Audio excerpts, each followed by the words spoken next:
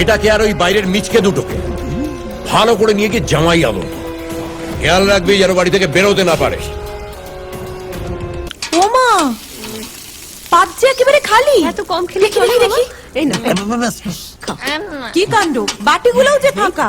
মাত্র 29 পিস মাংস খেলে কি পেট ভরে বাবা? তাই তো। ও মা, কোথায় গেলি মা? মাংস দে তাড়াতাড়ি যা, যা। ও মা, পাওয়া ছোট কাকিমা খুব ভালো মাংস রান্না করে, খাও। পাওয়া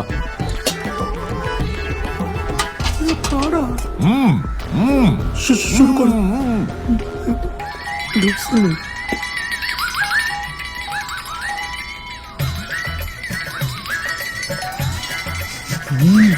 কি একটা একটা করে মাংস দিচ্ছিস?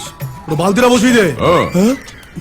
দাঁড়া তো, ভালোবেসে আদর করে খাওয়াচ্ছে মা, তাতে হচ্ছে না। গোটা বালতিটা বসিয়ে দে।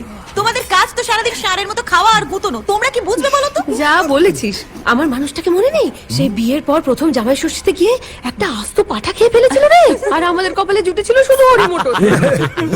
তোমার বাবাকে খেয়ে নিন, তোমার ভাগ্যি ভালো। শুনলে শুনলে কি বললো? আর আমার জন ফুলসজ্জার রাতে আমার হাত ধরে টেনে বলল, কাছে এসো।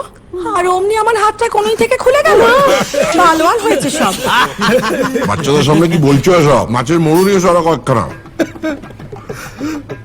কি হলো? কি হলো বাবা তোমার? ততলো আরে ওর পাট খালি তো। মিষ্টি দাও।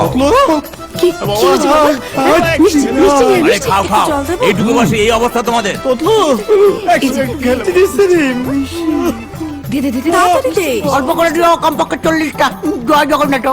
খাও, আমাদের এখানকার বিখ্যাত রসগোল্লা।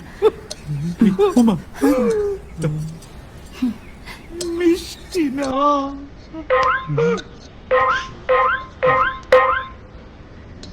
খাও। ছলো ছলো নয়ন